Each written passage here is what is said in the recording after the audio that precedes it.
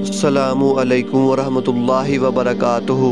तो दोस्तों, ये है वो वजीफ़ा हज़रत अबू बकर सिद्दीक़ रज़ी अल्लाह तआला अन्हु फरमाते हैं कि मैं एक मरतबा हज़ूर पाक सल्लल्लाहु अलैहि वसल्लम के पास बैठा था कि अचानक से एक शख्स आया और सलाम पेश किया। आप सल्लल्लाहु अलैहि वसल्लम ने सलाम का जवाब दिया और आप उसके चेहरे की तरफ देखकर दमक उठे।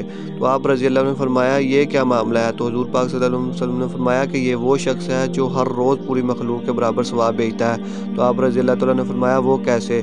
तो आपने फरमाया, जो बंदा ये दुरूद पाक मुझ पर 10 मरतबा पढ़ता है तो अल्लाह ताला इसको सारी मखलूक के बराबर सवाब अता फरमाते हैं। तो ये है वो दुरूद पाक। अल्लाहुम्मा सल्ली अला मुहम्मदिन नबीन अदाद मन सल्ली अलैहि मिन खल्किका व सल्ली अला मुहम्मदिन नबी कमा यनबगी लना अन नुसल्ली अलैहि व अला आलि मुहम्मदिन नबी कमा अमरतना अन नुसल्ली अलैहि पढ़ना है।